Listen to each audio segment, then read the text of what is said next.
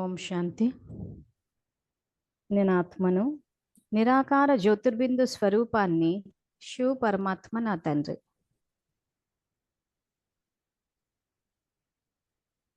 నేను ఆత్మను, శాంతి స్వరూపాన్ని, శివ పరమాత్మ నా తండ్రి.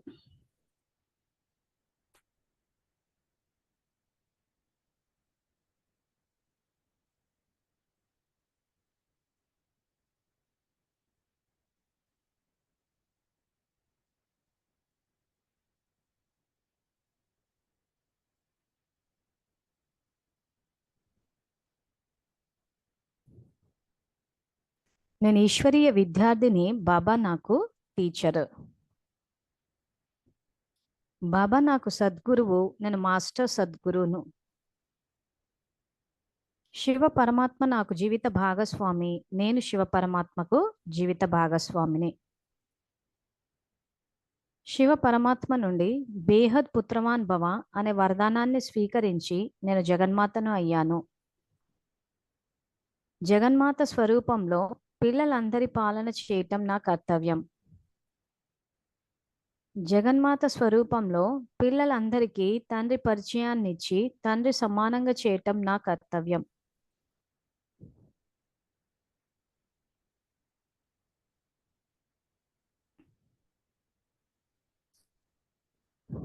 సో నేను ఏదైతే ఆ గ్రూప్లో పెట్టానో మానసిక వికలాంగుల గురించి, సో దానికి సంబంధించిన ప్రశ్నల గురించి ఫస్ట్ వసంతలక్ష్మక్కయ్య మాట్లాడతారు, తర్వాత సుమక్కయ్య మాట్లాడిన తర్వాత కార్మిక్ ఫిలాసఫీ, ఆ తర్వాత బాబా జ్ఞానాన్ని ఎలా అప్లై చేయాలన్నది కూడా తెలుసుకుందాం. సో వసంతలక్ష్మక్కయ్య ఫస్ట్ మీరు చెప్పండి. ఓం శాంతి అక్కయ్య. ఓం శాంతమ్మ.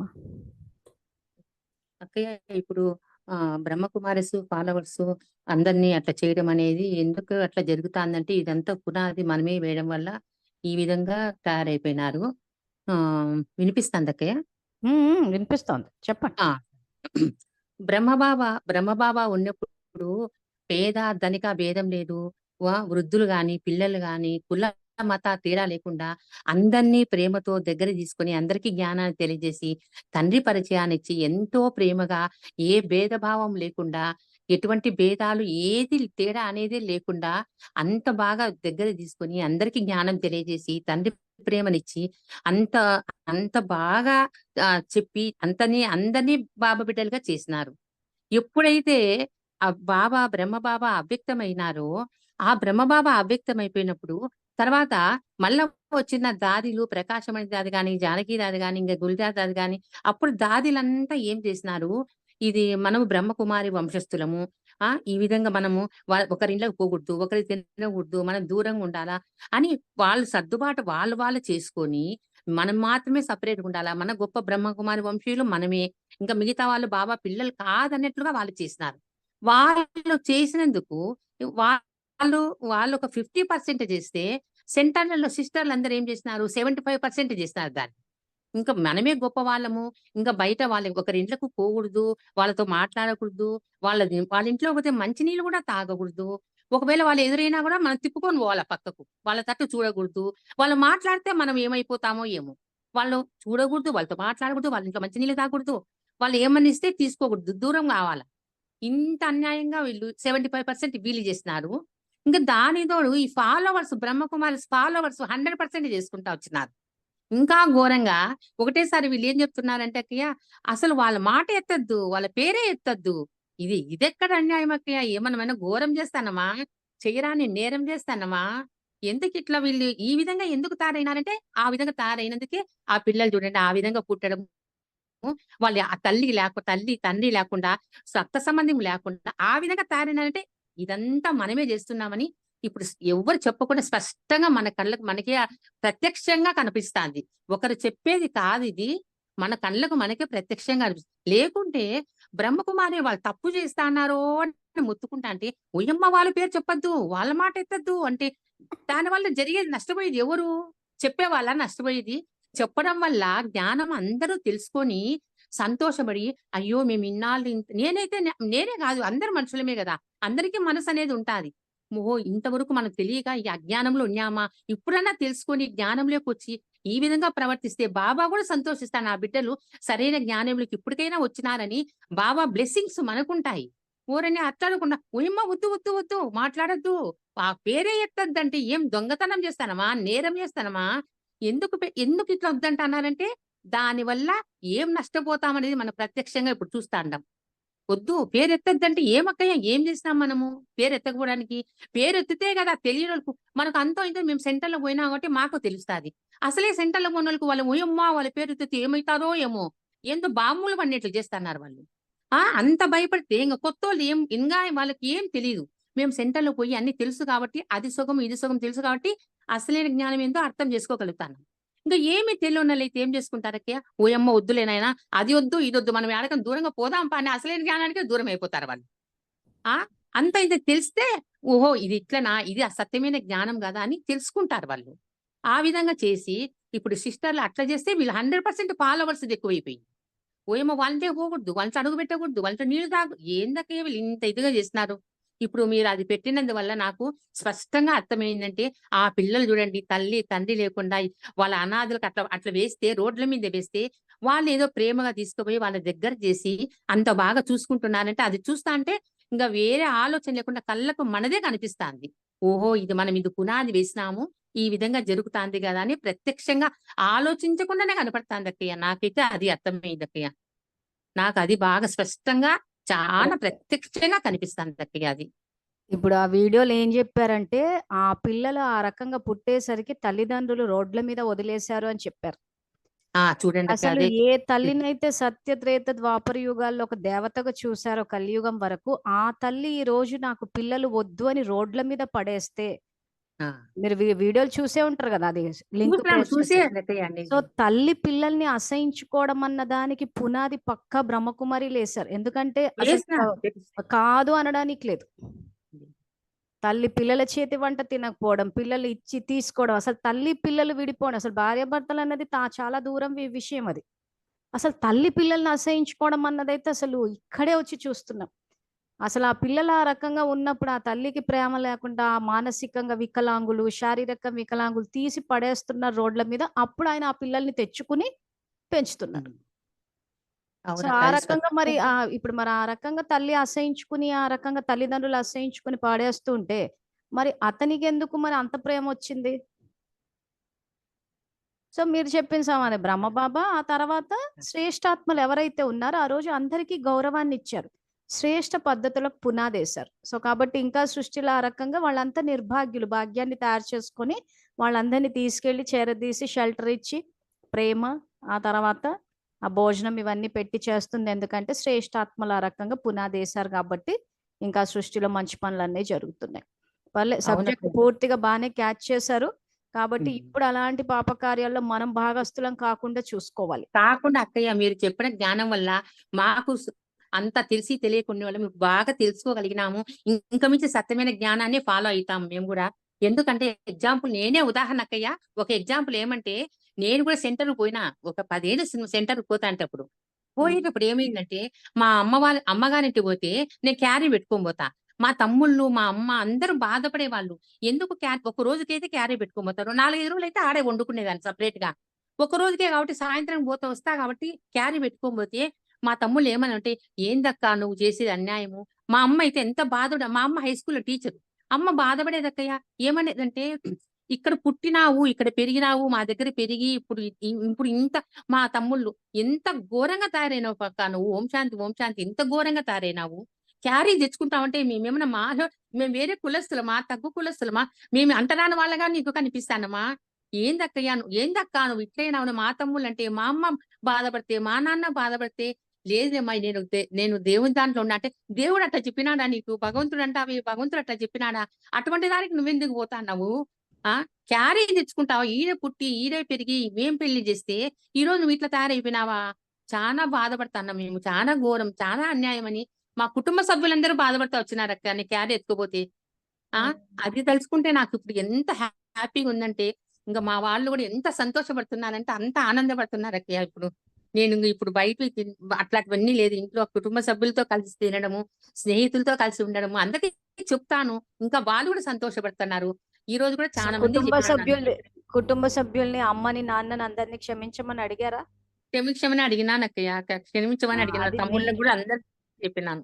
ఎందుకంటే అది అడిగిన అందరికి రోజున చెప్పినాను. ఏమవుతదంటే వాళ్ళ రికార్డింగ్‌లో, మీ రికార్డింగ్‌లో పోతది. అని లే ఆ ఓకే. రికార్డింగ్‌లో వెళ్ళిపోవడం అన్నది మనం మనసులో అనుకోవడం కాదు.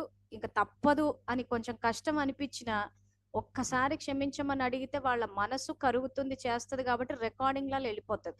సో, ఇప్పుడు మిగిలిన వాళ్ళు 50% అవును. బాబా తీసేస్తాడు. రికార్డ్ క్లీన్ అయిపోతది. అది. ఇప్పుడు వాళ్ళు సంతోషంగున్నారు. పోయినప్పుడు కూడా తింటాను. క్యారీ ఎత్తుకుపోను. సెపరేట్ క్యారీ ఎత్తుకుపోను. వాళ్ళు చేసిన స్వీట్ గాని, ఏదైనా పెడితే కూడా తినేదాన్ని. అప్పుడైతే తగిలేదాన్ని కూడా కాదు నేను. అసలు ఇష్టమే లేకుండా అసహించుకునేదాన్ని వాళ్ళ తిండిని. వద్దు, అసలు వద్దు, వద్దు, వద్దు మీరంతా ఆ నాకు. రకంగా చేసినా గాని వాళ్ళు మిమ్మల్ని ప్రేమించారు, మీతో పాటే కలిసున్నారంటే ఇంకా పుణ్యం అన్నది లాగిందనే అనుకోవాలి. అంతే గదక్కి. అంతే అక్కయ్య. లేకపోతే ఆ రకంగా చేస్తే విడిపోయే అవకాశాలుంటారు గానీ, తల్లి అవును. తోబుట్టువులంతా కలిసే ఉన్నారంటే, నాకు తెలిసి ఆ రికార్డింగ్‌లో ఇదయ్యే ఉంటది. సో, అదే ఇప్పుడు అక్కయ్య. ఏదైతే జరిగిందో ఇది ఇప్పుడు కొంత రియలైజ్ అయిపోయారు కాబట్టి, సో, ఇప్పుడు స్నేహము, సంయోగం అన్నది ఇంకా బాగా రికార్డ్ చేయండి. రిపీట్ హ్మ్. అవ్వకుండా ఉంటది. సో, మీ బాబా వల్లే 50, తెలుసుకున్నాం అక్కయ్య. 50% తీసేసారు కాబట్టి 50 క్షమించేసామని వాక్కు ద్వారా అడిగారు కాబట్టి పోతదింక. సరే అక్కయ్య. మీరు ఓకే. చెప్పినందువల్ల ఈ జ్ఞానం తెలుసుకున్నాం. మీకు కోటి, కోటి, కోటి ధన్యవాదాలక్కయ్య. నాకైతే ఓకే అమ్మా. చాలా వెల్కమ్. సంతోషంగుందిప్పుడు.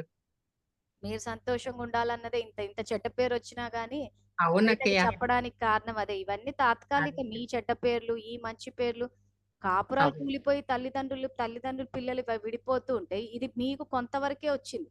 ఇప్పుడు ఆ అవునక్క. పిల్లల పరిస్థితి చూసారు గదా! ఎలా ఉందో? అసలు చూస్తుంటేనే ఎంత బాధ అనిపిస్తుంటది. ఎంత బాధేస్తాందక్క. ఆ అంటే వీడియో చూస్తాంటేనే చూడలేకపో అక్కడికెళ్ళేసరికి తీవ్రత ఎక్కువైపోతోంది. అది ఎట్లయితదా అన్నది గూడా నేను చెప్తాను. ఎందుకు ఆ! ఆ రకంగా మానసికంగా వచ్చారని ఇంకా క్లారిటీ వస్తే మనం జాగ్రత్తగా పురుషార్థం చేసుకోవచ్చు. అక్క సుమక్కయ్య మీరు. శాంతక్క. ఓకే అమ్మ. Thank you. థాంక్ యూ అక్కయ్య. ఓం శాంతి ఓం అక్కయ్య. వినిపిస్తోంది చెప్పండి. బ్రహ్మకుమారీలు దేహజ్ఞానం ఆధారంగా తండ్రి యొక్క శ్రీమతాన్ని వ్యతిరేకించారు.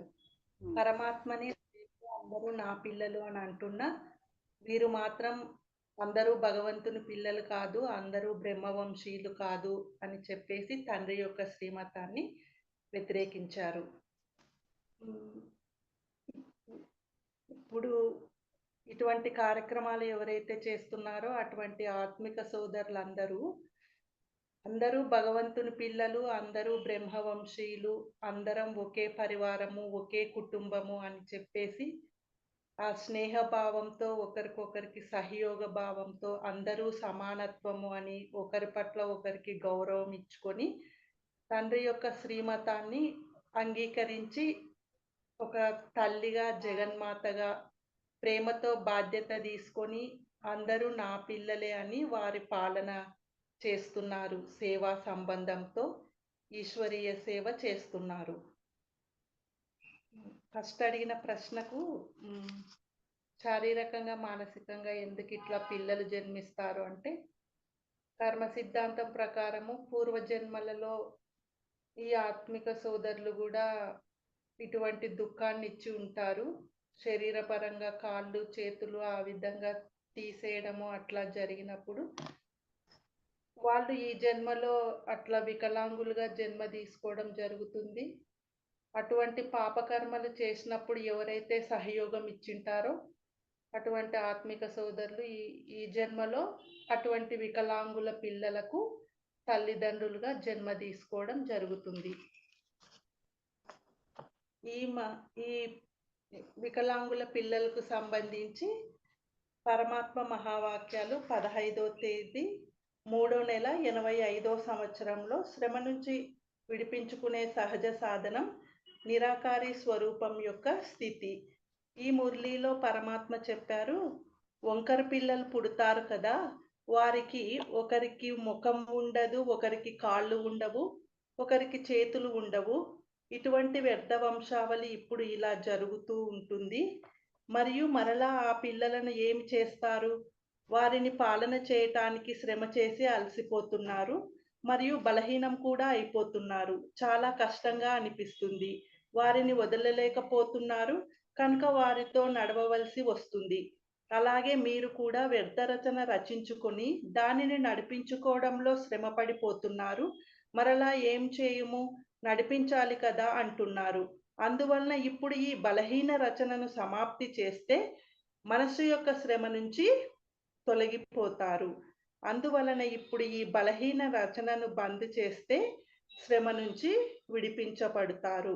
మరలా ఇటువంటి రచన ఎందుకు రచిస్తున్నారు అని అడుగుతుంటే, ఈ రోజుల్లో ప్రజలు కూడా ఇటువంటి పిల్లలను ఈశ్వరుడు ఇస్తున్నాడు, ఏం చేయము అని అంటున్నారు కదా! దోషమంతా ఈశ్వరుడిపైనే వేస్తున్నారు అని చెప్తున్నారు. భగవంతుడు ఇటువంటి పిల్లలను ఏమీ ఇవ్వరు. మన యొక్క వ్యర్థ రచన వల్లనే ఇటువంటి పిల్లలకు జన్మనిస్తున్నాము. అటువంటి వ్యర్థ రచనను సమాప్తి చేసుకున్నప్పుడు శ్రేష్టంగా భాగ్యాన్ని తయారు చేసుకోవచ్చు వర్తమానంలో అనేసి పరమాత్మ ఈ మహావాక్యాలను తెలియజేస్తున్నారు. అక్కయ్య అది ఒక్కసారి మురళి డేట్ పేజ్ నంబర్ చెప్పండి, నేను పెడతాను. ఎందుకంటే అందరికీ కార్మిక్ ఫిలాసఫీ అర్థం కావాలి. 15th March 1985 కదా? 1985 శ్రమ నుంచి విడిపించుకునే సహజ సాధనము నిరాకారి స్వరూపం యొక్క స్థితి. పేజ్ నెంబర్ 291 అక్క, ఫస్ట్ పేరాని. 291 ఫస్ట్ పారా. ఫస్ట్ పేరు పిల్లలు వంకర అదే Bap Dada. So 15th March 1985 page number 291 first para. So నేను గ్రూప్ లో పెట్టేది చాట్ లో పెట్టాను, నోట్ చేసుకోండి. ఎందుకంటే అక్కయ్య ఏదైతే లాస్ట్ వాక్యం చెప్పారో, వ్యర్థ రచనని సమాప్తి చేసుకుని శ్రేష్ట రచనని వర్తమానంలో చేసుకోమని చెప్పారు. అవునా? అంతేనా వాక్యం? ఇదే కార్మిక్ ఫిలాసఫీ. సంగమ యుగంలో శ్రేష్ట రచన రచించుకుంటే శ్రేష్ట భాగ్యం తయారు చేసుకోవచ్చు. భక్తిలో మనకు తెలియక భగవంతుడే ఇటువంటి పిల్లల్ని ఇస్తున్నారు అనుకున్నాము. కానీ జ్ఞానంలోకి వచ్చిన తర్వాత డ్రామా ఫిక్స్ రిపిటీషన్ అని చెప్పి అలాగ అనుకొని తండ్రిని మనము నింద చేస్తున్నాము. వాస్తవానికి భగవంతుడు ఈ సంగమ యుగంలో వచ్చి మనకి ఇంత శ్రేష్ట భాగ్యాన్ని తయారు చేసుకునేకి అవకాశం కల్పిస్తుండ్రు. దానికి మార్గం ఏమంటే ఇప్పుడు శ్రేష్ట రచన రచించుకోండి, ఈ వ్యర్థ రచన సమాప్తి చేసుకుంటే శ్రేష్ట భాగ్యాన్ని రచించుకోవచ్చు అని. ఇది కార్మిక్ ఫిలాసఫీ, కర్మల గుహ్య గతి. అంటే ఇక్కడ ఏం చెప్తున్నాడు? వ్యర్థ రచనని సమాప్తి చేస్తే శ్రేష్ట భాగ్యం వస్తుంది. ఈ వాక్యాన్ని అందరు గుర్తు పెట్టుకోండి, నేను వివరిస్తాను వేరే వాళ్ళు మాట్లాడాక. సో ఒకటే గుర్తు పెట్టుకోండి, వ్యర్థ రచనని సమాప్తి చేసి శ్రేష్ట భాగ్యాన్ని రచించుకోవాలి. రివైజ్డ్ కోర్స్ మురళీలంతా కర్మ ఫిలాసఫీయే. సో పిల్లలు ఎలా పుడతారు, ఏం చేస్తారు, ఎలా వస్తారు అన్న దాని గురించి ఎక్స్ప్లెయిన్ చేస్తా. ఇంకెవరు మాట్లాడేది? కెమెరా ఆన్ చేసి పెట్టింది అంకితక్కయ్య, మీరా మాట్లాడతారా? అవునక్కయ్య, మాట్లాడటమ్మా. థ్యాంక్ యూ అక్కయ్య. సుమ్మక్కయ్య బాగా చెప్పారు. సబ్జెక్ట్ చూసారా? విద్యార్థులు ఎట్లా మురళి రెఫరెన్స్లు కూడా తీసి చెప్తున్నారు. నేను పెట్టింది నిన్నే గానీ 15th March 85 మురళి అని చెప్పి పారా తీసి వంకర పిల్లలు వ్యర్థ రచన శ్రేష్ట రచన అది చదువుతూ ఉంటే ఆ రకంగా ఎవరైనా చెయ్యొచ్చు. ఏదో అది మంజులక్కైనా చేయగలదని కాదు, చేస్తూ పోతే ఎవరైనా చెయ్యొచ్చు. అయితే నాకు ఈ రోజు ఒక అనుభవం జరిగింది అక్కయ్య. చెప్పండి. కర్నూలు నుంచి గోపాల్ అన్నయ్య అని కాల్ చేశారు అక్కయ్య. ఓకే. ఆ అన్నయ్య మురళీలన్నీ కేవలం రిఫరెన్స్ కోసమే అవి మనం చదివి జస్ట్ అంటే ఐటీ ఎగ్జామ్స్ గానీ వీటికి గానీ ప్రిపేర్ అయ్యే పిల్లలకు ఎట్లా టెస్ట్ మెటీరియల్ ఉంటుందో, మురళీలు కూడా అవ్యక్త మురళీలు కూడా ఓన్లీ టెస్ట్ రిఫరెన్స్ అట. అంతిమంలో బాబా అల్లా ఆ సబ్జెక్టులలో నుంచి ఏమి ఇస్తాడో తెలియదట. అందుకని అన్ని ప్రిపేర్ అయ్యి ఉండమని చెప్తాడట. కానీ సెంటర్ కి వ్యతిరేకంగా వెళ్ళి మాత్రం ఎలాంటి సేవలు చేసినా నేను జూమ్ లో ఉన్న ప్రతి ఒక్కరికి కాల్ చేసి వాళ్ళని డిస్టర్బ్ చేస్తాను. బ్రహ్మకుమారిస్ నీ టాపిక్ తీసి మీరు ఎందుకు పాయింట్ అవుట్ చేస్తున్నారు అని వాదిస్తున్నాడు అక్కయ్య. దానికి నేను ఇన్ని విధాల సమాధానం చెప్పినా అన్నయ్య ఏమంటున్నాడంటే, ఫాలో ఫాదర్ అన్నప్పుడు ఫాలో సిస్టర్స్ అంటే మనం సెంటర్ లో ఉన్న సిస్టర్స్ ని ఫాలో కావాలట. మరి మీరు ఏం తిన్నారు జ్ఞానం అని అంటే, లేదక్కయ్య మీరే రాంగ్ డైరెక్షన్ లో వెళ్తున్నారు. నాకొకటి అర్థమైంది ఏంటంటే, పాండవులను చూసి కౌరవులు భయపడుతున్నారు అన్నది మాత్రం అర్థమైంది అక్కయ్య. ఏది ఎందుకంటే ఇవాళ గోపాల్ అన్నయ్య రానట్టున్నారు. యాక్చువల్ గా రెగ్యులర్ గా వస్తారు అన్నయ్య. ఇవాళ లేరుగా లిస్ట్ లో. మీరు మాట్లాడినందుకు మరి నా వరకు వస్తుందని ఏమన్నా రాలేదా ఏంటి? మరి ఏంటి సంగతి? సర్లేండి, నేను మాట్లాడతాను. గోపాల్ అన్నయ్య అని కర్నూలులో ఉంటారు. సో ఆయన బ్రహ్మకుమారిస్ ఫాలోవర్ అని తెలుసు. కానీ తెలుసు కదా, బ్రహ్మకుమారిస్ ఫాలోవర్స్ కొంచెం ఏంటంటే అందరూ ఒకటే గుర్తు పెట్టుకోండి, బ్రహ్మకుమారిస్ ఫాలోవర్స్ బాబా జ్ఞానాన్ని ఒప్పుకోరు వాళ్ళు.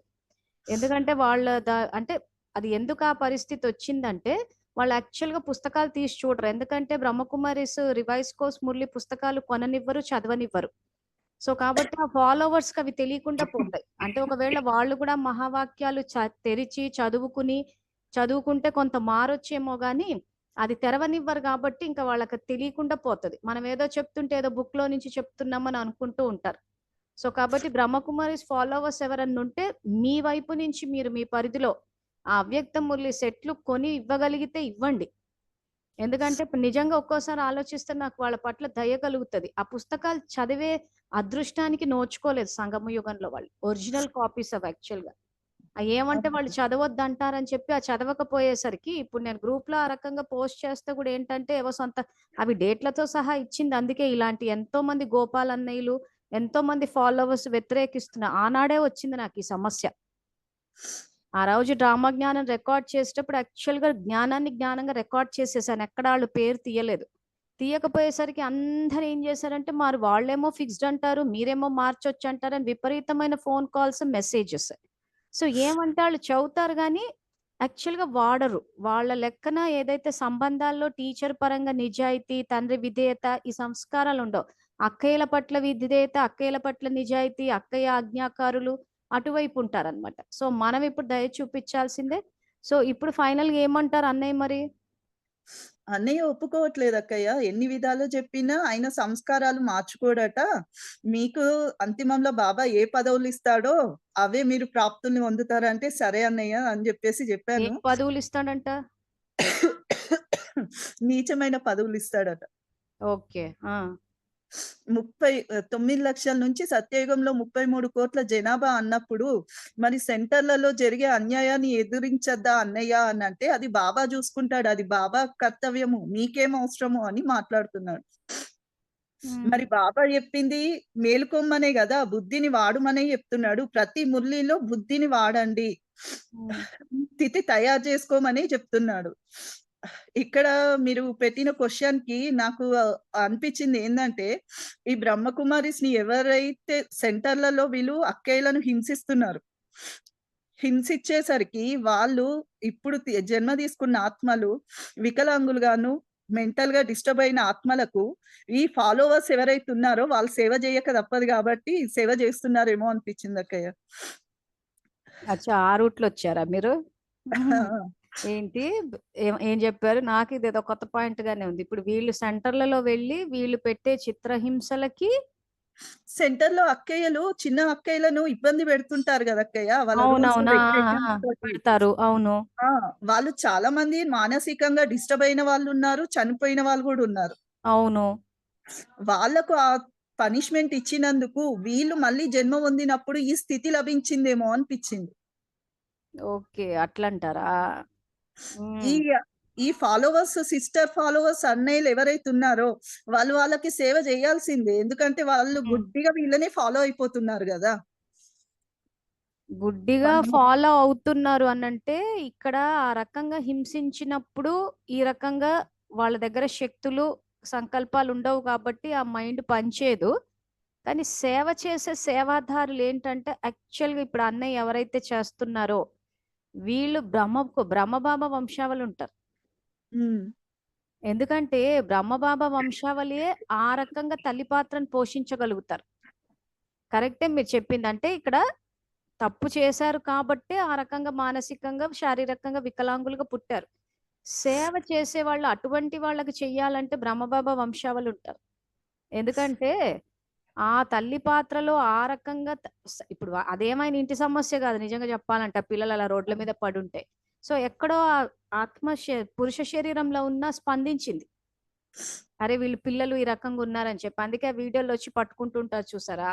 సో ఆ ప్రేమ భావన ఉండబట్టే. సో, అదే విధంగా ఇప్పుడు మనమంతా ఈ రకంగా తమో ప్రధానత అయిపోతే బాప్దాదా ఇద్దరు తల్లి, తండ్రి రూపంలో ఎట్లయితే మనల్ని ఇప్పుడు నిజంగా చెప్పాలంటే వాళ్ళ పోయి ఆశ్రమంలో ఉన్నారు గానీ, ఇక్కడ పరిస్థితులు ఒక్కొక్కరికొచ్చే కోపాలు, ఆవేశాలు ఇవన్నీ చూస్తే మానసికంగా మెంటల్ డిజార్డర్సే గదా! అవునక్కయ్య. అవును. అందుకే ఇది ఆత్మిక యూనివర్సిటీ కమ్ హాస్పిటల్ అంటాడు. ఆత్మిక యూనివర్సిటీ కమ్ హాస్పిటల్స్ అంటే మనకి మెంటల్ డిజార్డర్స్ చాలున్నాయి గదా! వాళ్ళకి ఇంకొంచెం తీవ్రత ఎక్కువుంది. అవును. బాబా లెక్కన ఏంటంటే కామక్రోధ లోమ అహంకారం అంతా మెంటల్ డిజార్డర్సే. అందుకే హాస్పిటల్ ఓపెన్ చేసి ఆయన చేస్తుందే వైద్యం దానికి. హ్మ్. సో, ఇప్పుడు ఈ నేను రకంగా అక్కయ్య ఏదైతే చెప్పారో అంకిత అక్కయ్య ఒకవేళ గోపాల్ అన్నయ్య గాని, నేను చూసినంత మట్టుకైతే వాళ్ళ ఫాలోవర్స్ ఎక్కువ మటుకు ఈ అన్నయ్యలే ఉంటారు. ఆ రకంగా ఆహ్, అంటే వాళ్ళు సైలెంట్ కూర్చోరు. ప్లస్ మెయిన్ బాబా జ్ఞానాన్ని ఒప్పుకోరు. రుజువులు చూపించినా ఒప్పుకోరు. సో, అలా ఎవరికైనా ఫోన్‌లొస్తే ఇప్పుడు ఇందాక అక్కయ్య చెప్పినట్టు ఆశీర్వాదాలివ్వండి, వాళ్ళకి శుభకామ ఇచ్చేయండి, మురళి రెఫరెన్స్‌లివ్వండి. మీ వైపు నుంచి ఎంత వాళ్ళకి శక్తినివ్వగలిగితే అంత శక్తినివ్వండి. ఇంకా ఈ యుగంలో అంతకు మించి మనం చేయగలిగింది ఏమీ లేదు. ఎందుకంటే వాళ్ళు మేము బాబాని నమ్మము, బాబాని ఫాలో అవ్వము. ఇప్పుడు అక్కయ్య చెప్తున్నారు కదా! మేము సిస్టర్స్‌నే ఫాలో అవుతామంటే అది వాళ్ళు తీసుకున్న నిర్ణయం. ఎవరు ఏ నిర్ణయం తీసుకున్నా మనం గౌరవించాల్సిందే. సో, అంతే. కాబట్టి ఇగ ఫైనల్‌గా ఎవరు నీచ జన్మలు తీసుకుంటారా? శ్రేష్ఠ జన్మలు తీసుకుంటారా? అని నిర్ణయించాల్సిందైతే శివబాబానే మరి. సో, ఆయనకు వదిలేస్తాము. కానీ ఎప్పటికైనా గాని శివబాబాకే నమ్మకదారులవ్వాలి. బాబా ముందు, మనం వెనక. హ్మ్. ఓకే అక్కయ్య. Thank you. మీరింత ధైర్యంగా వచ్చి ఇలాంటివి గూడా వచ్చి షేర్ చేస్తున్నంటే, అది విన్నప్పుడు ఏమవుతదంటే ఎంతో కొంతమందికి రేపటి రోజున ఇలా ఇలా చెప్తే ఏమవుతదంటే, ఎవరికైనా ఫోనొచ్చిందనుకోండి టెన్షన్ పడకుండా ఉంటారు. ఎందుకంటే కొన్ని సందర్భాల్లో ఏమైద్దంటే సడెన్‌గా అట్లా ఫోన్ చేసేసి ఇప్పుడు నిజంగా చెప్పాలంటే ఆ గోపాలన్నయ్య ఎవరా అన్నది ఎవ్వరికీ తెలీదు. అవును. సడెన్‌గా ఫోన్ చేసేసి నేను ఇలా మాట్లాడదు అట్లాంటోళ్ళు ఏంటంటే అసలు పేరు, ఊర్లు కూడా చెప్పరు. గట్టి గట్టిగా మాట్లాడేస్తారు. అరుపులు చేసేస్తుంటారు. నేను మురళి చెప్పే రోజుల్లో ఒక అన్నయ్య ఫోన్ చేసేసి అసలు ఏ రేంజ్‌లో అరిచాడంటే ఏంటి కారణం అంటే మీకు మౌంట్ అబూతో కనెక్షన్ లేదు. లేని వాళ్ళు మీరు జ్ఞానం ఎట్లా చెప్తారని చెప్పేసి ఒక అరుపులు గాదు, ఒక కేకలు గాదు. నేనన్నాను మరి అన్నయ్య మీకు మౌంట్ అబూ కనెక్షన్ ఉంటే మీరెందుకు అరుస్తున్నారు అన్నా. అలా అనేసరికి ఇంకా ఇంకా అరిచేసాడు. మీకు కనెక్షన్ లేకపోతే అంటే నేను అంటే అన్నయ్యలతోటున్న అనుభవాలు చెప్తున్నా. అంటే ఫోన్‌లు చేశారంటేనే అరవడం మొదలెట్టేస్తారు. అసలు వాళ్ళెవరో మనకు తెలీదు. ఎందుకు చేస్తున్నారో తెలీదు. ఎక్కడో వీడియోలు వినేస్తారు. అప్పుడు మేము కాశీకెళ్ళి సేవకు చేసినప్పుడు గూడా ఒక అన్నయ్య ఫోన్ చేశాడు. గంగాధర్ అన్నయ్య అంట. ఆయన ఫోన్ జేసేసి ఒక అరుపులు, ఒక అరుపులు. "నువ్వు సిస్టర్ పర్మిషన్ తీసుకోలే." నేనన్నా, "అన్నయ్య పరిచయం ఇవ్వడానికే వచ్చాం కదా! ఇందులో ఎందుకంత ఆవేశపడ్డావంటే, ఆప్‌నే పర్మిషన్ నహీ లియా" అని చెప్పి గట్టి గట్టిగా అరిచేస్తున్నాడు. నియమాలుంటాయి. నియమాలు పాటిచ్చరా అది అని. నేనన్నా, "మరి మీకెందుకు కోపమొస్తుంది? ఎందుకు రాక్షసుల్లాగా ప్రవర్తిస్తున్నారు? దేవతల్లాగా ప్రవర్తించమని నియమం పెట్టాడు గదా!" అన్నా. అనేసరికి టక్కున ఆపేశాడు. నేను అదే చెప్పాను. ఇక్కడ మీరు గమనించాల్సింది ఒకటే. వీళ్ళు నియమాలు, నియమాలు అని అంటున్నారే గాని, ఆత్మకు నియమం ఉండదా? ఈరోజు సేవలు చేయడానికి వెళ్ళాము అనంటే, ఫోన్‌లు చేసేసి, గట్టి గట్టిగా అరిచేసి అంటే ఎందుకు చెప్తున్నానంటే, మీకు ఫోన్‌లొచ్చినప్పుడు ఇలాంటివొస్తాయన్న విషయం మీకు గనక ముందే తెలిసుంటే, అలజడిలోకెళ్ళకుండా ఉంటారు. ఎందుకంటే వాళ్ళు ఫోన్‌లు చేయడమే గట్టి గట్టిగా అరిచేస్తారు. అరిచేస్తారు, మాట్లాడే అవకాశం ఇవ్వరు, గ్యాపులివ్వరు. నువ్వు పర్మిషన్ తీసుకోలేదంటారు. సెంటర్ అక్కయ్యకి తెలిస్తే సమస్యలు సృష్టించేస్తామంటారు. ఆ తర్వాత ఫైనల్‌గా పోలీస్ కేసులు పెట్టేస్తాం అంటారు. ఇది సీక్వెన్స్ వాళ్ళు జేసేది. సో, ఇదేదైతే వాళ్ళ అరుపులు, కేకలు, రచ్చ, రభస ఆ తర్వాత సెంటర్ అక్కయ్యకి చెప్పేస్తాము. సెంటర్ అక్కయ్య లైన్‌లోకొచ్చేస్తది. మా జోన్ ఇన్‌చార్జ్ లైన్‌లోకొచ్చేస్తది. తర్వాత మీ మీద మేము ప్రచారాలు చేసేస్తాము. మీ మీద కేసులు పెట్టేస్తాం. ఇవే వాళ్ళు మాట్లాడేది. సో, ఇలాంటివన్నప్పుడు నిజంగా చెప్పాలంటే అలాంటివేమీ జరగవు. ఊరికే మనం వెళ్లి పుస్తకాలు పంచామని, జూమ్‌లో క్లాసులు పెట్టుకున్నామని చెప్పేసి, ఇలా ఎవరు పోలీస్‌కి కేసులు తీసుకోరు. కానీ ఆ నాలెడ్జ్ లేకపోవడం వల్ల అందరూ ఏమనుకుంటారంటే ఏదో జరిగిపోతదేమో. ఎందుకంటే చాలా చోట్ల వీళ్ళు పోలీసుల్ని పెట్టి భయపెట్టిచ్చేస్తారు. అసలు చట్టం ఎట్లా పనిచేస్తుంది? ఏంటి? అని ఎవ్వరికీ తెలియకపోవడం. ఈరోజు బ్రహ్మకుమారిలు ఫాలోవర్స్ ఈ రకంగా చట్టాన్ని మిస్‌యూజ్ చేస్తున్నారు కాబట్టే లౌకికంలో గూడా ఎవరు నోరిప్పినా కేసులు బుక్ అయిపోతున్నాయి. మాట్లాడితే అన్ని ఫాల్స్ కేసులు. ఎక్కడ చూడు ఫాల్స్ కేసులే నడుస్తున్నాయి. ఎందుకు నోరు మూయించడానికి? ఎందుకు పూర్వీకులు ఇక్కడ ఆ రకంగా మేము కేసులు పెట్టేస్తాం, కేసులు పెట్టాను. నేను చాలా సందర్భాల్లో మన గ్రూప్‌లో వాయిస్ రికార్డింగ్‌లు గూడా పెట్టాను. ఎందుకంటే వాళ్ళు ఏ రకంగా మనల్ని భయపెడతారన్న విషయం మీకొక అవగాహన ఉండాలి. సో, ఇప్పుడు అంకితకి చెప్పినట్టు ఒకవేళ గోపాల్ అన్నయ్య గనక ఫోను చేస్తే మీకు ఆల్రెడీ తెలిసిపోయింది ఇలాంటి ఫోన్‌లొస్తాయని చెప్పేసి. సో, ఈరోజు గోపాల్ అన్నయ్య చెయ్యొచ్చు, రేపు ఇంకెవరైనా చెయ్యొచ్చు. సో, వాళ్ళేంటంటే సైలెంట్ కూర్చోరు. సో, మనమేంటంటే మంచి పనులు చేయడానికి మనం భయపడిపోతుంటాం గానీ, తప్పు పనులు చేసేవాళ్ళు ఎప్పుడు భయపడరు. ఆఖరి వరకు ప్రయత్నం చేస్తూనే ఉంటారు. సో, గుర్తుపెట్టుకోవాల్సిందేంటంటే బాబా పాండవుల వైపు ఉంటాడు. ప్లస్ పాండవులకు విజయం నిశ్చితం అని చెప్పాడు. సో, అది ఏమంటే వాళ్ళకి ఆ పుణ్యం ఖాతా ఉంది కాబట్టి ఎండింగ్‌లో కొంచెం వచ్చారు. మన 'ప్రహ్లాదుడు' సినిమా టైపు. చెప్పాడు గదా! 'ప్రహ్లాదుడు' సినిమాలో ఏం చెప్పాడు శ్రీ మహావిష్ణువు? అతనికి పుణ్యం ఉంది కాబట్టి అంటే బాబా పుణ్యాన్ని వినాశనం చెయ్యరు. అందుకే ఆయనని మర్యాద పురుషోత్తం. ఆయన తలుచుకుంటే క్షణంలో తీసేయొచ్చు ఆ పుణ్యాన్ని. కానీ పిల్లలు కష్టపడి పుణ్యం సంపాదించుకున్నారని పుణ్యాన్ని వినాశనం చేయకుండా పాపాన్నే చేస్తాడు. సో, ఆ పుణ్యం ఫేజ్ నడిచినప్పుడు ఏమవుద్దంటే మనల్ని కాపాడుకుంటూ ఉంటాడు. మనకేమో ఆళ్ళనే చేసేసింటే అయిపోయేది గదా! హిరణ్యకశిపుడిని తీసేసింటే ప్రహ్లాదుడికి ఇన్ని కష్టాలెందుకు అని మనకనిపిస్తూ ఉంటది. కానీ ఆ పుణ్యం ఫేజ్ ఉంటది. ఒక చోట ఈ దేవతలంతెళ్లి ఫిర్యాదు చేసినప్పుడు చెప్తాడు గదా! అతని పుణ్యం నడుస్తోంది అని చెప్పి. సో, అటువంటి టైంలో మనము బాబా స్మృతిలో ఉంటే ఏమవుద్దంటే నావ కదులుతది గానీ మునిగిపోదు. ఇక ఫైనల్‌గా అక్కడ మునిగేదేంటంటే యజ్ఞద్రోహులు ఆ రకంగా ఆయనకి వ్యతిరేకంగా ఎళ్ళిన వాళ్ళే తప్పితే సో, అందుకే నిన్న గూడా చెప్పాను. బ్రహ్మకుమారికి వ్యతిరేకము అన్న పేరొచ్చిందంటే ఎప్పటికైనా సేఫ్ ఉంటాం. లేకపోతే ఇప్పుడు ప్రస్తుతం ఏంటంటే వాళ్ళ దేహ నియమాలు పాటించి ఇంట్లోనే లోకువైపోయి ఇంట్లోనే సమస్యలు ఫేస్ చేస్తాం. సో, మన ఇంట్లో వాళ్ళే గాబట్టి క్షమించేస్తారు, కలిసిపోతాం. కానీ అదే సమాజ పరంగా తలెత్తుకోలేం. సో, అక్కడ ఇగ సమాజంతోటి మనకు అనవసరం ఇది గానీ, మన కుటుంబ పరంగా అయితే అందరూ ఇంచుమించు చక్కదిద్దుకున్నారు గాబట్టి, నాకు తెలిసి ఇప్పుడు మీకు గూడా ఫ్రీగా అనిపిచ్చొచ్చు. ఒకప్పుడు మీరు నియమాలని, డబ్బాలు గట్టుకుపోయినప్పుడు మీరెట్లా ఫీలయ్యారో మీకే తెలుసు. సో, ఇప్పుడు వాళ్ళతో కలిసి తింటుంటే ఎలా ఉందో మీకే తెలుస్తది. ఇప్పుడు కొంచెం కంఫర్టబుల్‌గా ఉండే ఉంటారు కదా! సో, కాబట్టి ఇవన్నీ నడుస్తూనే ఉంటాయి. సో, ముందు విషయం చెప్పాం కాబట్టి, ఎవరు టెన్షన్ పడాల్సిందేం లేదు. ఈ యుగమే అటువంటిది సంగమము ఎండింగ్. సో, కాబట్టి కొంత విజృంభిస్తారు వాళ్ళు. ఆ విజృంభించినప్పుడే మనం బాబాని పట్టుకొనుండాలి. ఎగ్జామ్ అనుకుని పాస్ అయిపోతే మార్కులు గూడా ఒస్తాయి. సో, ఓకే అక్కయ్య. Thank you very much. హ్మ్. ఇంకెవరైనా మాట్లాడతారా? ఈ ప మానసిక వికలాంగుల గురించి ఆ ప్రశ్నలేవైతే ఉన్నాయో? ఎవరు లేరా? సో, ఎవరు లేకపోతే కార్మిక్ ఫిలాసఫీ గురించి మాట్లాడుకుందాము. సో, ఇక్కడ ఇందాక ఏదైతే అక్కయ్య రెఫరెన్స్ ఇచ్చారో 15థ్ మార్చ్ 1985 సబ్జెక్ట్ అంతా ఇక్కడనే వ్యర్థ రచన. ఈ వ్యర్థ రచనని సమాప్తి చేసి శ్రేష్ఠ సంబంధాలు రచించుకోమంటున్నాడు. సో, అంటే డ్రామాలో ఒక రచనని సమాప్తి చేసి ఇంకొక రచనని రచించుకోవడం అన్నది సాధ్యమే. అది డ్రామా రిపిటీషన్ అని అక్కడ బాబా ఇప్పుడు వ్యర్థాన్ని రచించుకున్నారంటే ఇంక మీరెప్పటికి వ్యర్థమే నడుస్తదని ఎక్కడా చెప్పలేదు. సమాప్తి చెయ్యండి అంటున్నాడు. సమాప్తి చేసి శ్రేష్ఠ భాగ్యాన్ని రచించుకోండి అంటున్నాడు. ఇది కర్మ ఫిలాసఫీ. సో, ఇప్పుడు ఇలాంటి పిల్లలు ఎందుకు పుట్టారు అనంటే కర్మలు ఆచరించేటప్పుడు ఏవైతే అసురీ సంస్కారాలుంటాయో వీటిని వీళ్ళు ఎక్కువగా వాడతారు. ఇప్పుడు ఒక చిన్న ఎగ్జాంపుల్‌తో చెప్తాను. మూగవాళ్ళని చూసుంటారు గదా! సో, వాళ్ళకి మాటలు రావు. సో, అలా మాటలు రానప్పుడు అందరూ ఏమంటారంటే, భగవంతుడేదో ఎందుకిలా చేశాడేమో! అదే ఇందాక అన్నట్టు వంకర పిల్లలు పుడితే ఆహ్, భగవంతుడే చేశాడని చెప్పి భక్తిలో అంటారు అని చెప్పేసి. ఎందుకు? కర్మ ఫిలాసఫీ తెలీదు. ఎప్పుడైతే భగవంతుడు చేస్తాడని అనుకుంటారో, ఆయన పట్ల వ్యతిరేకత వచ్చేస్తది. ఆ వ్యతిరేకత వచ్చినప్పుడు ఆ శక్తిని తీసుకోలేకపోతారు. అది సరిదిద్దాలంటే దిద్దలేని పరిస్థితి.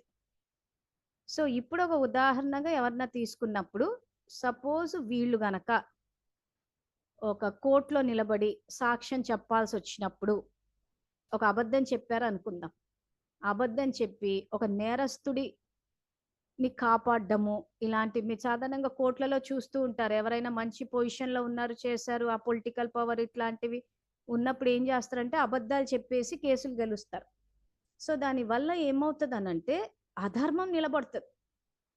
మనకేమనిపిస్తదంటే, ఈరోజు కోర్ట్‌లో వచ్చి సాక్ష్యాలు ఆ రకంగా చెప్పేసి, డబ్బు పెట్టి న్యాయాన్ని కొనేశారు. అధర్మం నిలబడిపోయింది. నిజాయితీ పరులు మోసపోయారు. నిజాయితీ పరులకు అన్యాయం జరిగిపోయింది. సో, ఈ అన్యాయము అన్న పదానికి అర్థం ఏంటంటే ఇనీక్వాలిటీ. అంటే సమానత్వం. కోర్టుకెందుకెళ్తున్నాము? ఇదిగో చట్టం పరంగా మాకు సమాజంలో ఈ సమస్యొచ్చింది. కాబట్టి ఈరోజు మేము న్యాయస్థానానికొచ్చాము. సో, మాకు న్యాయం జరగాలంటే ఏం కావాలి? ఈక్వాలిటీ కావాలి. సమానత్వం కావాలి సమాజంలో బతకడం కోసం. సో, న్యాయము అంటే దాని అర్థం అది. సో, ఇక్కడేమైపోతుంది? ఈ అబద్ధాలు చెప్పినప్పుడు ఆ నేరస్తులు సేఫ్ జోన్‌లోకెళ్ళిపోతున్నారు. సో, కేసులు డిస్మిస్ అవుతున్నాయి. నేరస్తులు బయటకొచ్చేస్తారు. సో, మనమేమనుకుంటున్నాము? నేరస్తులు గెలిచారని అనుకుంటున్నాం. నేరస్తులు ఈరోజు స్వేచ్ఛగా తిరుగుతున్నారనిపిస్తుంది. నిజాయితీగా ఎవరైతే ఈరోజు ముందుకెళ్తున్నారో వాళ్ళు ఓడిపోయారని అనుకుంటున్నాం. కానీ యాక్చువల్‌గా ఆలోచిస్తే భారతదేశం యొక్క చట్టాలు కేసును కొట్టేసాయి. భగవంతుని యొక్క చట్టాలు కొట్టేయలేదు. సో, భగవంతుని యొక్క చట్టాల ప్రకారము ఏ నేరమైనా గాని దాని యొక్క శిక్ష తిరిగొస్తది. సో, ఇప్పుడు ఈ రకంగా కోర్ట్‌లలో నిలబడి అబద్ధాలు చెప్పినప్పుడు నేరానికి సపోర్ట్ ఇచ్చారు ఈళ్ళు. సో, నేరస్తులకు సపోర్ట్ ఇచ్చారు. సో, అప్పుడు వర్తమానంలో ఏం నాటుకున్నారు వీళ్ళు? వ్యర్థాన్ని రచించుకున్నారు. అంటే వ్యర్థ బీజాలు నాటుకున్నారు. అంటే ఒక కర్మేంద్రియాన్ని అధర్మానికి సపోర్ట్ ఇవ్వడం కోసం వాడారు. సో, ఎప్పుడైతే ఒక కర్మేంద్రియాన్ని అధర్మానికి సపోర్ట్ ఇవ్వడం కోసం అంటే వాడతామో అది వ్యర్థ రచన, వ్యర్థ బీజాలు. సో, వ్యర్థ బీజానికి ఫలం ఏమొస్తది? వ్యర్థ ఫలాలే వస్తాయి. సో, అందుకే బాబా ఏమంటున్నాడు? వ్యర్థ రచన ఇది. సో, అప్పుడు ఏమవుతది? ఆత్మలో అది రికార్డ్ అయింది. ఏమని? ఈరోజు వాక్కుని, నోటిని అధర్మమైన పనులకు ఉపయోగించారు. అధర్మమైన పనులకు ఉపయోగించినప్పుడు ఏమవుతుంది? పాపం జమవుతుంది. ఆ పాపం ఆత్మలో రికార్డ్ అయింది. ఆ రికార్డ్ అయినప్పుడు వాళ్ళు చేసిన కర్మ యొక్క తీవ్రతను బట్టి కొంతమంది ఊరికే నోరు పారేసుకుంటుంటారు, అరుస్తుంటారు, చేస్తుంటారు. అసలు ఎన్ని రకాలుగా నోరుని మిస్‌యూజ్ చేయాలో అంత చేస్తూ ఉంటారు. సో, ఆ రకంగా చేసేవాళ్ళున్నారు. తర్వాత పూర్తిగా ఈ రకంగా కోర్ట్‌లలో నిలబడి నేరస్తుల్ని సపోర్ట్ చేసేసరికి ఏకంగా దీనివల్ల సామాన్య ప్రజలకేంటంటే ఇంక మనం నిజాయితీగా బతకలేము అని సమాజం బలహీనమైపోతుంటది. నోరిప్పలేని పరిస్థితి వచ్చేస్తూ ఉంటది. దుర్మార్గులు బలాన్ని పుంజుకునేస్తారంటే ఒక ప్రాంతాలు ఇట్లా అధర్మంతో పెరిగి అంటే తీవ్రత ఎక్కువుంది. సో, తీవ్రత కొంచెం తక్కువున్న చోట ఏమైపోతది? ఆ పారాలిసిస్ వచ్చి నోరు పడిపోయి మాట్లాడలేకపోతుంటారు. గమనించే ఉంటారు కొన్ని సందర్భాల్లో. సో, ఆయనకు కాలు చెయ్యి పడిపోయిందంట, నోరు పడిపోయిందంట అని అంటూ ఉంటారు. సో, ఎందుకు? దాన్ని మిస్‌యూజ్ చేశారు. అది ఏమవుతదంటే కొంతమందికొచ్చేటప్పుడు కొంతకాలం బానే ఉంటారు. ఆ వయసయిపోయాకో వయసుని ఎక్కడో కొంచెం పడి కొన్నేళ్ళు ఆ దుఃఖాన్ని అనుభవించేసి ఆ తర్వాత పోతారు. కొంతమందికి ఎట్లొస్తదంటే పుట్టడమే నోరు లేకుండా పుడతారు. ఆ నోరు లేకుండా పుట్టినప్పుడు ఏమవుతదంటే ఒక జన్మంతా నోరు లేకుండా గడుపుతారు ఈళ్ళు. సో, ఆత్మల పాపం రికార్డ్ అయినప్పుడు సో, ఆత్మల పాపము, పుణ్యము, సంస్కారాలు 3 రికార్డ్ అవుతున్నాయి. సో, ఒక శరీరం వదిలి ఇంకో శరీరంకెళ్ళినప్పుడు ఆ పాపము, పుణ్యము, సంస్కారాలు తీసుకొనెళ్తున్నాయి. ఆ వెళ్ళినప్పుడు ఏమవుతదంటే ఆ పిండంలో డెవలప్ అయ్యేటప్పుడు బాడీ సో, ఆత్మలో ఉన్న ఈ పాపపుణ్య సంస్కారాలు ఏవైతే ఉన్నాయో వీటి యొక్క శక్తి, వీటి యొక్క తరంగాలు రేడియేట్ అయినప్పుడు ఆ శరీరం తయారవుతూ ఉంటది. అప్పుడు ఏమవుతది? ఆత్మలో పాపం రికార్డ్ అయ్యి ఉంది. ఎందుకంటే ఈ ఆత్మ ఈ రకంగా నోటిని దురుపయోగం చేసి వ్యర్థ రచన చేసుకుంది. వ్యర్థ బీజాలు నాటుకుంది పోయిన జన్మలో. సో, ఇప్పుడు ఆ ఫలం వచ్చింది. సో, అప్పుడు ఏమైతది? ఆ నోరు పనిచేయకుండా పోతది. సో, ఇప్పుడు మనం ఏమంటున్నాము? భగవంతుడు శిక్షించాడు, భగవంతుడు రచించాడు, భగవంతుడు ఎందుకు ఇలాంటి పిల్లల్ని ఇస్తున్నాడు అనంటే, ఇప్పుడు వాళ్ళ యొక్క పూర్వజన్మలు చూస్తే ఎన్నో రకాలుగా నోరుని మిస్‌యూజ్ చేసుంటారు. ఆ పూర్వజన్మే గనక మనకు చూపిచ్చాడనుకోండి, అప్పుడేమవుతది తెలుసా? ఏంటి ఇన్ని పాపకార్యాలు చేస్తే ఈ చేసినందుకు ఇదొచ్చింది. అసలు ఇట్లాంటోళ్ళకి ఇంకెక్కువ రావాలంటారు. అసలాయన అవతరించాడు కాబట్టి ఆయన శక్తి వల్ల, శ్రేష్ఠాత్మల తరంగాల వల్ల, తపస్సు వల్ల ఏంటంటే పాపం యొక్క తీవ్రత తగ్గుతోంది యాక్చువల్‌గా. కాబట్టి కొంత శిక్షలు తగ్గుతూనే ఉంటాయి. కానీ ఆ రకంగా నోరు తీసేసినప్పుడు ఏమవుతదంటే, ఒక జన్మ మొత్తము ఆ పాపాన్ని అనుభవిస్తుంటారు. సో, నేనొకసారి మురళి రెఫరెన్స్ గూడా ఇచ్చాను. అందులో బాబా ఏమంటారంటే, ఈ రకంగా శిక్షలు పడ్డప్పుడు తండ్రి ఎంతో కఠినంగా వ్యవహరించాడని అనిపిస్తది. కానీ అందులోనే మీ కళ్యాణం ఉంది అంటాడు. సో, ఇప్పుడు ఈ ఆత్మ ఈ రకంగా పాపాలన్నీ చేసుకొని వచ్చినప్పుడు, ఈ రకంగా నోరు తీసేస్తే ఆత్మకి ఏ రకంగా కళ్యాణం అది? ఏది జరిగినా మీ మంచికే అంటున్నాడు. సో, చూస్తే భగవంతుడు ఆ రకంగా నోరు తీసేశాడు అంటే, ఆయన చట్టాలు పనిచేస్తున్నాయి అంతే. సో, భగవంతుడు కఠినంగా ప్రవర్తించాడు అనంటే, అందులో మీ కళ్యాణమే ఉంది. అంటే ఏం కళ్యాణం ఉంది నోరు పోతే అనంటే, ఈ ఆత్మకు మళ్ళీ పాపం చేసే అవకాశం లేదక్కడ. ఇప్పుడు సపోజ్ చట్టాలు పనిచేయలేదు అనుకుందాం. భగవంతుని చట్టాలు. నేను భారతదేశం చట్టాల గురించి మాట్లాడట్లేదు. భగవంతుని చట్టాల గురించి. సో, భగవంతుని చట్టం ఏం చెప్తుంది? ఏ బీజాన్ని నాటితే అదే ఫలము. ఒక బీజాన్ని నాటితే ఎన్నో ఫలాలు. ఇప్పుడు నాటితే కొంతకాలాలు. సో, నోటిని మిస్‌యూజ్ చేసేసాడు. సో, ఆ మిస్‌యూజ్ చేసినప్పుడు ఏమైంది? దురుపయోగం చేసినప్పుడు ఖచ్చితంగా నోరు పనిచేయకుండా పోయింది. ఆ నోటితోటి ఒక బీజాన్ని నాటితే ఎన్నో ఫలాలు.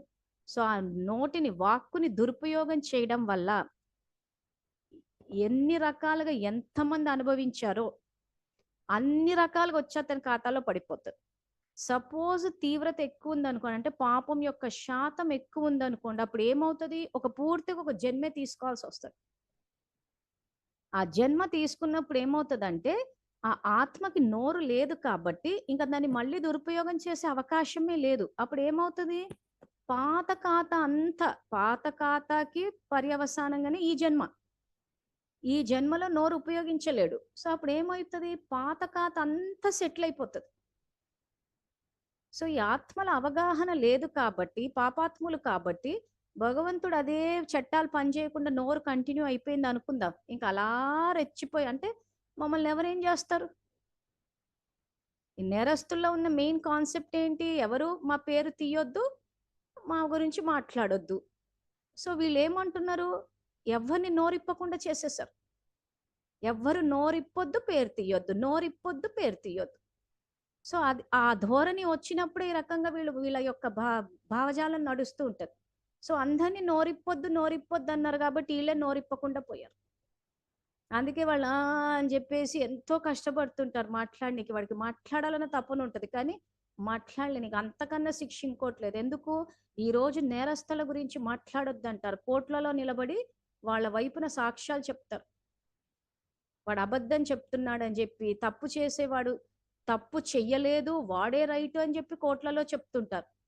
తప్పు చేసేవాడి గురించి మాట్లాడొద్దంటారు. నోరిప్పొద్దంటారు. నోరు ఇప్పితే కేసులు పెట్టేస్తామంటారు.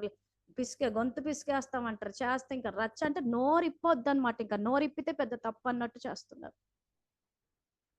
సో, అప్పుడేమైపోతది? వాడు నోరిప్పలేడు. ఎందుకంటే అధర్మానికి సంయోగం ఇస్తున్నారు. నేరస్తులు బలాన్ని పుంజుకునేస్తున్నారు. మరి నేరస్తులు బలాన్ని పుంజుకుంటే వచ్చి పాపపు ఖాతా పడదా? ఖచ్చితంగా పడతది. ఈరోజు భారతదేశం యొక్క చట్టాలు ఏం చెప్తున్నాయి? ఎవరైనా నేరం చేస్తే వచ్చి కంప్లైంట్లు ఇయ్యమంటున్నారు. అది పనిచేస్తదా, పనిచేయదా తర్వాత సంగతి.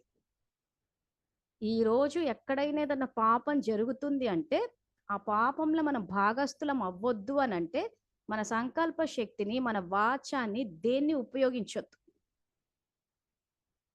ప్రభాకర్ రెడ్డి అన్న మీద కేసు పెట్టినప్పుడు మన మధురమైన పిల్లలు అదే అన్నారు. బాబా జ్ఞానంలో ఉండి కేసులు పెట్టొచ్చా?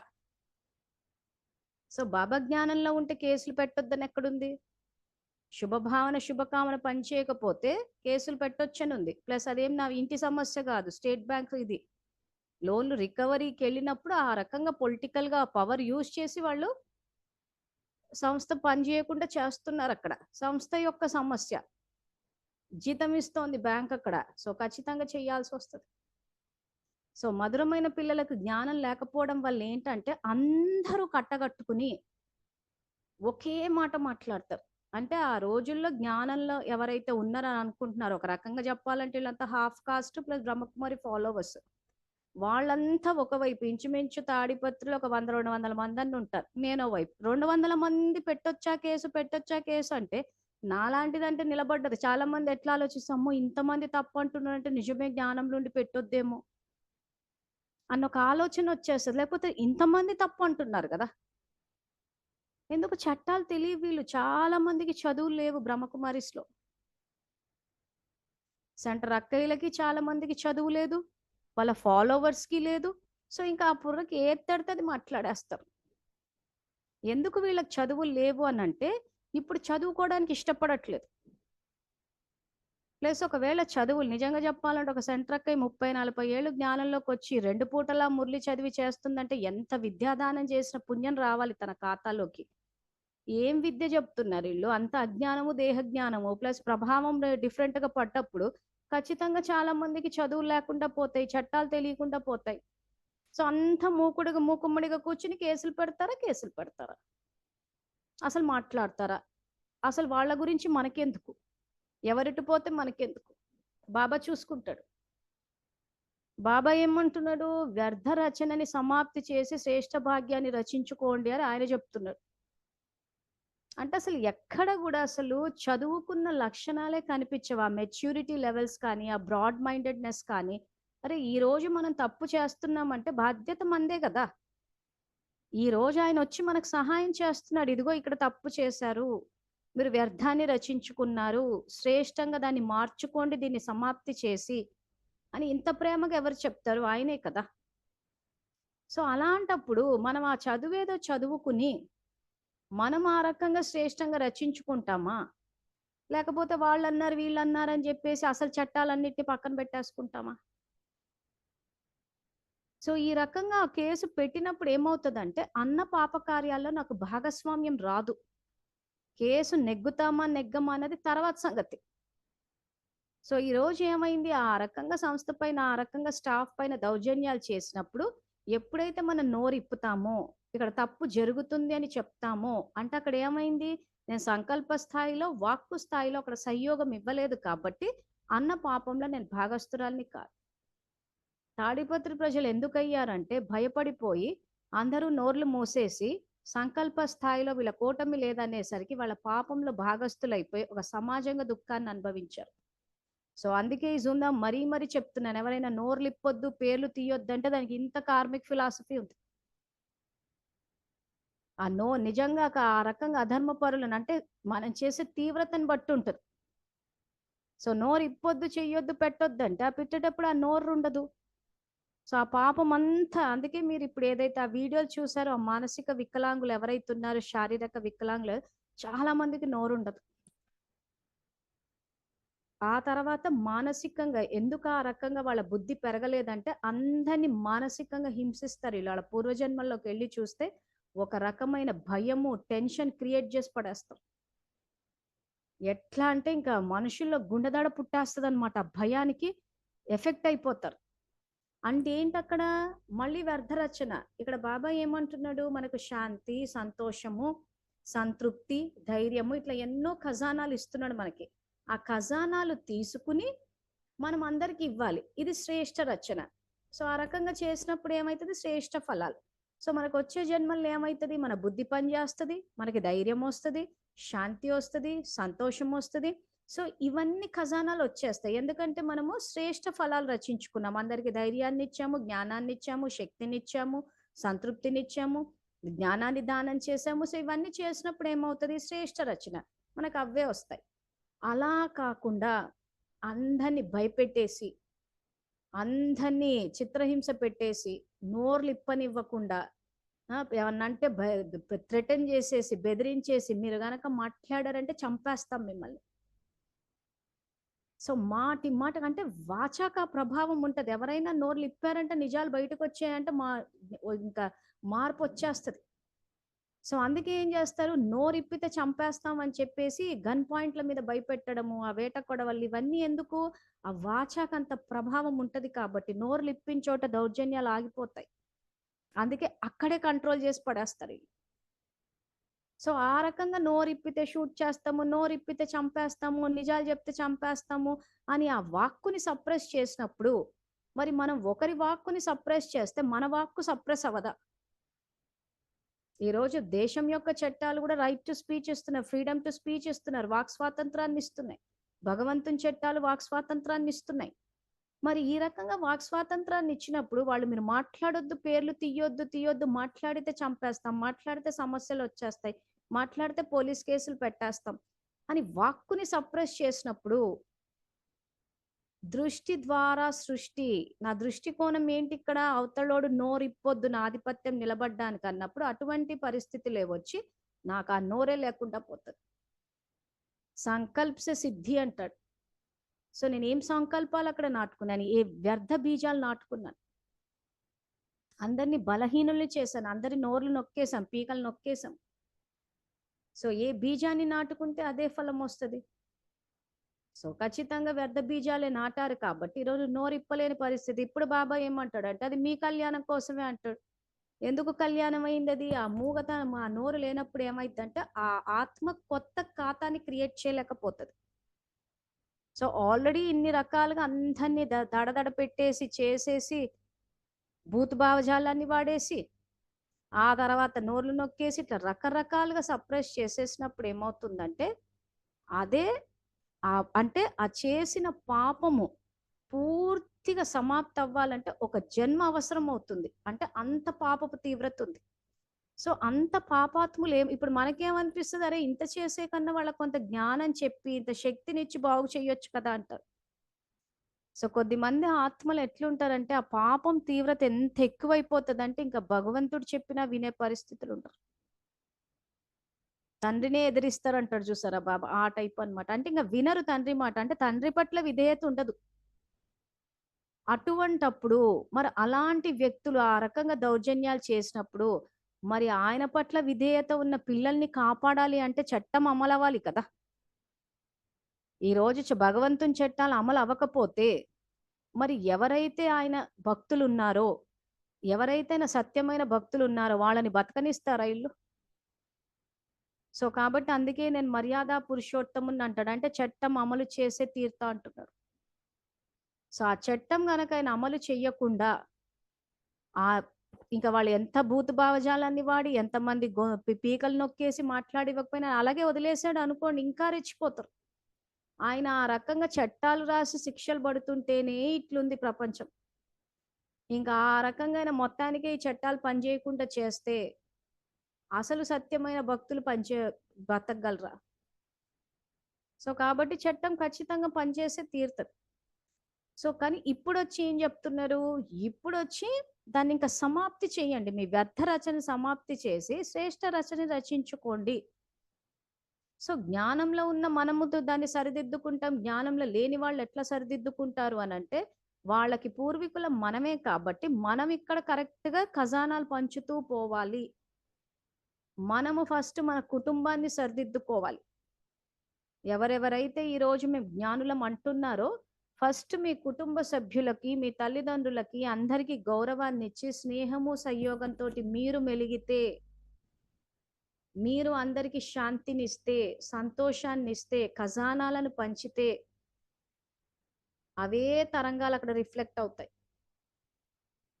ఇవన్నీ ఏంటంటే తాత్కాలికంగా ఎండింగ్కి వస్తూ ఉంటాయి. నిజంగా చెప్పాలంటే దుఃఖంతో కూడుకున్న ఒక అతి యొక్క పరిస్థితి అది. సో ఆ రకంగా చెయ్యాలి. తర్వాత అలాంటి పాపాల్లో ఎవరైనా ఆ రకంగా మానసికంగా హింసిస్తున్నారు, శారీరకంగా హింసిస్తున్నారు ఎవరినంటే మనము వాటిల్లో భాగస్వాములం అవ్వకుండా చూసుకోవాలి. సో సంకల్ప స్థాయిలో సాక్షి స్థితిలోకి వచ్చేస్తాం. వాళ్ళ ఒరిజినాలిటీ, అందుకే బాబా ఒరిజినాలిటీ చూడండి అంటారు. మనం ఒరిజినాలిటీని చూడకుండా మన భార్యాభర్తలు చెప్పుకున్నప్పుడు వీళ్ళు అబలలు అంటే బలం లేదని చెప్పిన దృష్టికోణంతో చూస్తే వీళ్ళలో బలం లేకుండా పోయింది, శరీరం సహకరించకుండా పోయింది వీళ్ళకి. సో అదే విధంగా ఎవరైనా దౌర్జన్యాలు చేస్తున్నా కానీ వాళ్ళ యొక్క స్వధర్మాన్ని చూడాలి. వాక్కు ద్వారా వాళ్ళకి సహయోగం ఇవ్వద్దు. సో ఈ రోజు భారతదేశం యొక్క చట్టాలు పనిచేస్తాయా, భగవంతుని చట్టాలు పనిచేస్తాయని డౌట్లే అక్కర్లేవు, పని చేసే తీరుతాయి. సో ఈ జన్మలో ఒకవేళ కోర్టు కేసులు తప్పించుకున్నా అది ఎక్కడో చోట తీస్తుంది. మనం కొన్ని సందర్భాల్లో చూస్తాం, ఎవరో నేరం చేస్తారు, ఇంకెవరో జైలుకి వెళ్ళిపోతుంటారు. సో ఎవరో నేరం చేస్తే ఇంకెవరో జైలుకి ఎందుకు వెళ్ళిపోతున్నారు అని అంటే అంతకన్నా ముందు జన్మలో వీళ్ళు చట్టాలని తప్పించుకున్నారు కాబట్టి ఈ జన్మలో పట్టేసి. సో అది ఏంటంటే మనం ఏ జన్మకు ఆ జన్మ చూసేటప్పుడు అయ్యో అతను చేస్తే ఇతను వెళ్ళడం ఏంటా అనిపిస్తుంది. సో అందుకే బాబా ఏమంటాడు, డ్రామా యాక్యురేట్ అంటాడు. ఎంత యాక్యురేట్ అంటే ఇప్పుడు నేను చెప్పిన ఎగ్జాంపుల్‌లో ఈ రకంగా వాచాని ఉపయోగించి ఒక నేరస్తుడిని కాపాడి అసలు అలాంటిది ఏమీ జరగలేదని చెప్పి కేసులు డిస్మిస్ చేయించుకుంటున్నారు. చేసుకొని మేము కేసులు నెగ్గామనుకుంటున్నారు. కానీ యాక్చువల్‌గా నెగ్గలేదు.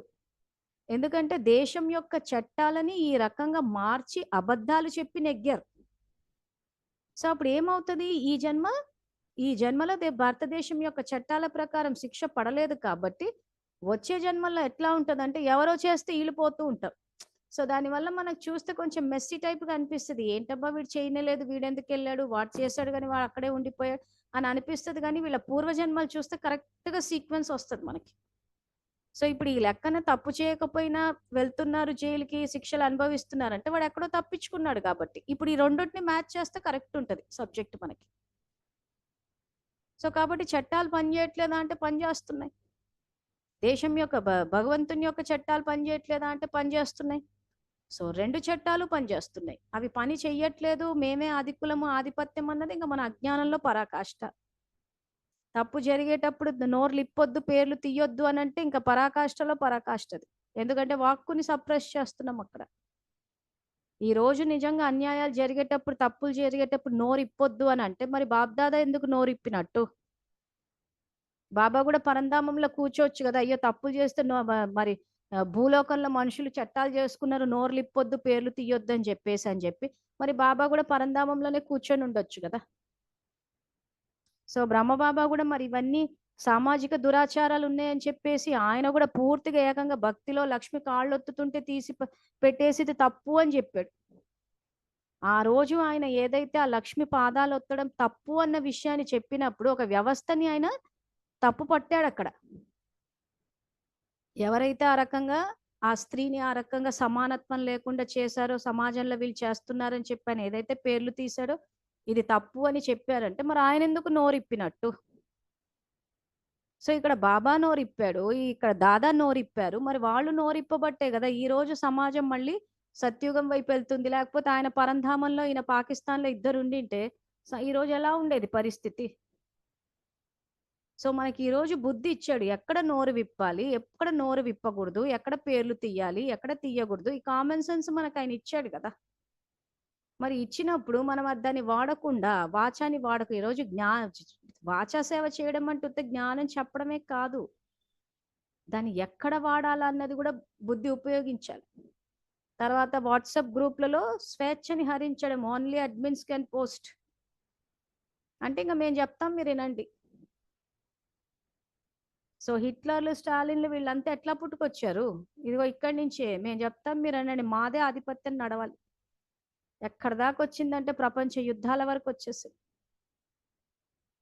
సో అలాంటివన్నీ జరిగేటప్పుడు ఏమైతే మనం అంతా ఎక్కడైతే శాంతి ఉంటుందో అక్కడ ఉంటది. ఈ బ్రహ్మకుమారీలు ఫాలోవర్స్ వీళ్ళంతా అక్కడే ఉంటారు. ఎందుకంటే ఈ రోజు వాటన్నిటికీ తప్పులకు సంయోగం ఇస్తున్నారు కాబట్టి. ఈ రోజు ఇక్కడివి అక్కడ, అక్కడివి ఇక్కడ, ఇవన్నీ చేసేటప్పుడు ఏమవుతుంది? ఖచ్చితంగా సరిహద్దు తగాదాల్లో మీరు మా ఏరియాలకు రావద్దు, మీ ఏరియాలకు, ఈ హద్దులు ఇవన్నీ చేసినప్పుడు ఆ ఇండియా పాకిస్తాన్ పార్టీషన్లు అవన్నీ జరిగినప్పుడు అక్కడ వీళ్ళనే నరుకుతారు అప్పుడు మరి. ఎందుకంటే వీళ్ళే సంయోగం ఇస్తున్నారు కాబట్టి. సో వీళ్ళకి ఆ రకంగా గైడెన్స్ ఇచ్చిన ఏదైతే 1969 నుంచి ప్రకాష్ మణిదేవి, జానకి దాది వీళ్ళంతా అక్కడ బ్రహ్మబాబాతో ఉంటారు. సో అప్పుడు మనకేమనిపిస్తుంది, అరే వాళ్ళు బాగానే ఉన్నారు కదా, మిగిలిన ఫాలోవర్స్ అంతా వీళ్ళు ఇక్కడ ఇదైపోయారు అని అంటే ఇదంతా వెళ్ళి అక్కడే వాళ్ళ ఖాతాలోనే పడుతుంది కదా. ఇప్పుడు ఉదాహరణకి ఒక హత్య జరిగింది అనుకుందాం. సో హత్య చేయించే వాళ్ళు ఒకరుంటున్నారు, కిరాయి హంతకులు ఒకరుంటున్నారు. సపోజ్ ఏ అన్న వ్యక్తి హత్య చేయించడానికి కుట్రదారుడు అనుకుందాం. అంటే మాస్టర్ మైండ్ స్కెచ్ చేశాడు, ఫైనాన్స్ చేశాడు అనుకుందాం ఏ అన్న వ్యక్తి.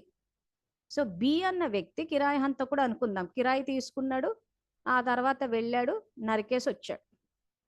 వచ్చినప్పుడు ఇక్కడ ఏమవుతుంది, ఎవరైతే ఈ మాస్టర్ మైండ్ స్కెచ్ చేశారో వీళ్ళకి ఎక్కువ ఖాతా వస్తుంది. ఎందుకంటే సంకల్ప స్థాయిలో ఉపయోగించారు, డబ్బుల్ని వాడారు, చేశారు, ఇంకొక వ్యక్తిని కిరాయికి పెట్టి చేసుకున్నారు. సో ఇప్పుడు ఏమవుతుందంటే ఈ స్కెచ్ చేసిన అతను సంకల్ప స్థాయిలో చేశాడు, వాచా స్థాయిలో చెప్పాడు ఏసేయమని చెప్పి. కిరాయి హంతకుడు ఏం చేశాడు, కర్మనా స్థాయిలోకి కూడా తెచ్చి వేసేసాడు. వేసినప్పుడు ఇక్కడ ఏమవుతుందంటే ఖచ్చితంగా ఈ కిరాయి హంతకులే ఫస్ట్ పోతారు. అసలు మెయిన్ క్యారెక్టర్ బాగానే ఉంటాడు. ఎందుకు మెయిన్ క్యారెక్టర్ బాగానే ఉంటాడు, ఎందుకంటే సంకల్ప స్థాయిలో వాచా స్థాయిలోనే నేరాన్ని అక్కడ చేశాడు, కత్తి పట్టలేదు.